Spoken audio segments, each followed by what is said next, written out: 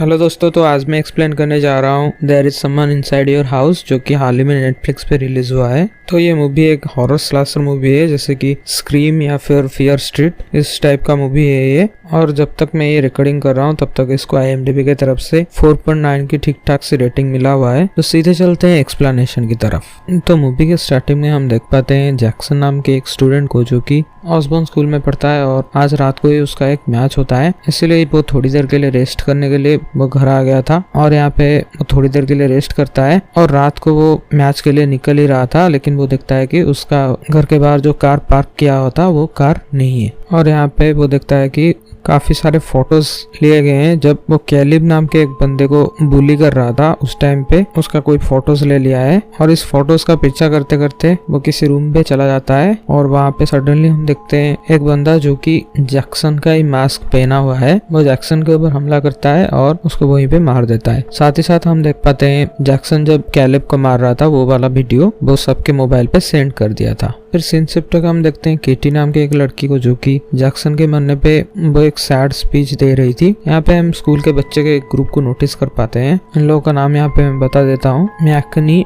Derby, Rodrigo, Alex और Jack. यहाँ पे ये लोग साथ में खाना खा रहे थे और डिस्कस कर रहे थे कि किलर कौन हो सकता है। फिर हम दूर पे एक लड़का बैठा हुआ था जिसका नाम होता है ओली। ओली यहाँ पे मैकनी को अजीब ही तरह से घूर रहा था। फिर सीन शिफ्ट के हम देखते हैं मैकनी, जो कि अपने दादी के साथ रहती है, और मैकनी का कुछ पास्ट में कुछ तो हुआ था जिसके लिए वो कुछ सालों पहले इस शहर पे शिफ्ट हुई है। नेक्स्ट डे हम देखते हैं केटी चर्च पे जैक्सन की मेमोरियल के लिए प्रिपेयर कर रही थी और सडनली केटी की पॉडकास्ट प्रोजेक्टर में चलने लगता है। सो ये देख के केटी बहुत डर जाती है और इस पॉडकास्ट पे वो बहुत रेसिस्ट बातें कर रही थी। लाइक वो बोल रही थी कि व्हाइट वालों की, व्हाइट लोगों की एक अलग कम्युनिटी होना चाहिए, ऐसा कुछ वो बोल रही थी। फिर यहाँ पे हम देखते हैं वही सेम किलर जो कि अभी केटी के मास्क में था या फिर थी, हमें आगे पता चलेगा, वो भी केटी को मार डालता है। और यहाँ पे हम देखते हैं केटी की भी सीक्रेट सबके सामने आ चुकी थी। केटी बस बाहर से दिखावा करती है कि वो बहुत अच्छी थी, लेकिन अंदर से वो बहुत रेसिस्ट होती है। यहाँ पे हम एक बात तो समझ पाते हैं कि ये किलर जिस किसी को भी मारता है उसका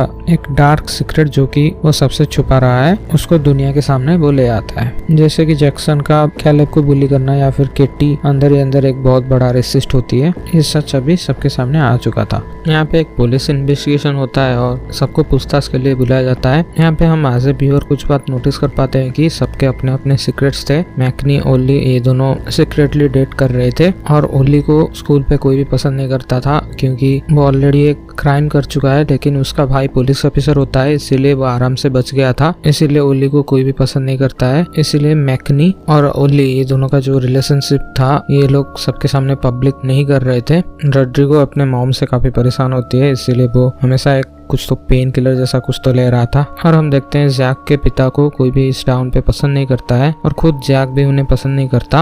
अभी सिंसिप्टो के हम देखते हैं कोई पुलिस वाले का गन, एक टेजर गन, वही किलर चुरा लेता है। फिर सिंसिप्टो के हम देखते हैं मैकनी और ओली ये दोनों इंटीमेट होते हैं और यहाँ पे मैकनी को एक मैसेज आता है जिसपे की लिखा था सीक्रेट पार्टी, यानी कि जैक अपने घर पे एक सीक्रेट पार्टी दे रहा था। यहाँ पे स्कूल के सारे बच्चे आ जाते हैं। यहाँ पे पार्टी सब लोग एंजॉय कर रहे थे और क्योंकि इसका थीम था सीक्रेट पार्टी तो सब अपने छोटे मोटे सीक्रेट जो भी थे वो सबको बता रहे थे, जैसे कि किलर इन लोगों के पीछे ना आए। लेकिन यहाँ पे हम देखते हैं रोड्रिगो जमीन पे देखता है वो जो पिल्स वो लेता है वो सब मेडिसिन नीचे गिरे हुए हैं और यहाँ पे सब लोग समझ रहे थे कि ये तो नशेड़ी है, इसीलिए मतलब सब लोग यहाँ पे समझ रहे थे कि पेन किलर ये क्यों ले रहा है। सब लोग यहाँ पे रोड्रिगो को गलत समझ रहे थे और सडनली वहाँ पे वही मास्क वाला किलर आ जाता है जो कि अभी रोड्रिगो का मास्क पहना हुआ था। और यहाँ पे करीब 100-200 बच्चे होंगे, ये उस पर अटैक नहीं करते बल्कि भाग जाते हैं, जो कि मुझे पूरा सेंसलेस लगा।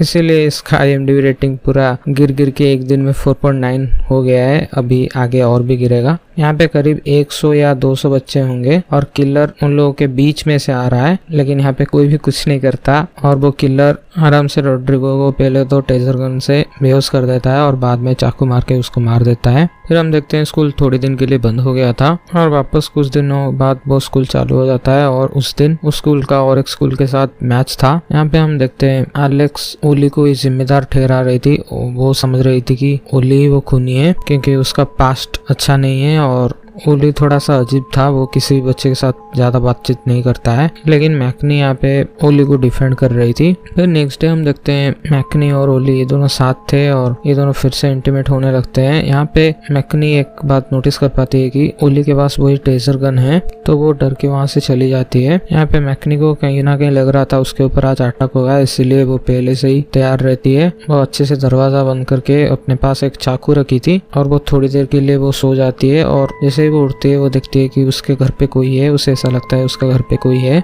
और उसके पास वो जो चाकू रखी थी वो अभी गायब है। और सडनली वो मास्क वाला किलर, जो कि अभी मैकनी का चेहरा वाला मास्क वो पहना हुआ है, वो मैकनी के ऊपर अटैक कर देता है। यहाँ पे मैकनी जैसे तैसे बचती है, और वहाँ पे उस टाइम तक एलेक्स भी आ चुकी थी, तो वो किलर वहाँ से भाग जाता है। लेकिन किलर को तब तक एक सबूत मिल चुका था, और यहाँ पे हमें पता चलता है मैकनी पास्ट में एक बार अरेस्ट हुई थी, क्योंकि यहाँ पे वो नई शिफ्ट हुई थी, तो इसलिए ये बात वो किसी से नहीं बोली थी अब तक। यहाँ पे हॉस्पिटल में उसके जितने भी दोस्त थे वो सब मिलने आए थे, और यहाँ पे मैकनी अपना पास्ट बताने लगती है। पास्ट में जब वो एक अलग स्कूल में थी तब उनके सीनियर्स उसको और उसके काफी सारे फ्रेंड्स को रैगिंग करते रहते थे, और एक रात उसके सीनियर्स सबको पिला दिए थे और सब कोई होश पे नहीं थे। और इसी बीच उसका एक लड़की के साथ झगड़ा हो जाता है, और मैकनी उस लड़की को गलती से एक धक्का दे देती है, और उस लड़की के पीछे एक बॉनफायर था, तो वो बॉनफायर में वो जल जाती है, लेकिन वो मरती नहीं है, लेकिन उसका आधा चेहरा जल चुका था। तो ये बात अब तक मैकनी को हॉन्ट करती है, और मैकनी अभी तक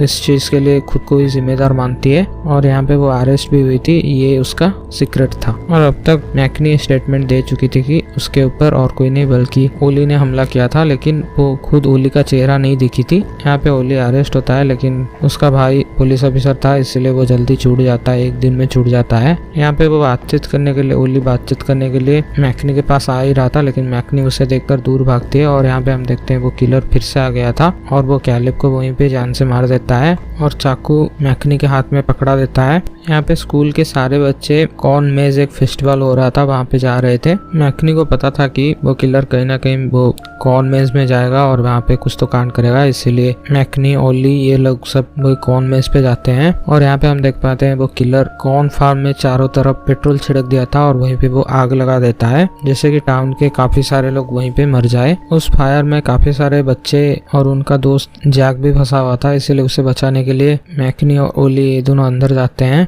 और यहाँ पे हम देखते हैं वो किलर लास्ट में जैक के पिता को मार देता है और अपना मास्क वो निकालता है। यहाँ पे हमें पता चलता है किलर और कोई नहीं बल्कि खुद जैक ही है। यहाँ पे जैक का इंटेंशन हमें पता चलता है। जैक यहाँ पे बोलता है कि सब लोग यहाँ पे हिपोक्रेट है और सबका कोई ना कोई सीक्रेट है और सब लोग बाहर से बस दिखावा करते हैं, ऐसा सब बोलने लगता है। ये कह के वो ओली को ऑलमोस्ट मार ही दिया था, स्टॉप करके वो मार ही दिया था। और यहाँ पे उसके बाद वो मैकनी को मारने ही जा रहा था। ओली वो टेजर गन से उसको डिस्ट्रैक्ट करता है और उस मौके का फायदा उठा के मैकनी जैक को मार डालती है। फिर हम देखते हैं कुछ सालों बाद एक हैप्पी एंडिंग होता है और सब लोग अपना अपना ड्रीम अचीव कर लिए थे और यहाँ पे मूवी का स्टोरी खत्म होता है। और इसमें ज्यादा कुछ थ्योरी नहीं है डिस्कस करने के लिए, बस क्योंकि आई गेस कहानी काफी स्ट्रेट फॉरवर्ड थी और आप लोगों को कहानी समझ में आ गया होगा। तो अगर एक्सप्लेनेशन आप सबको पसंद आया तो प्लीज चैनल को सब्सक्राइब कर देना और वीडियो को लाइक कर देना। मिलते हैं नेक्स्ट वीडियो में। Thanks for watching.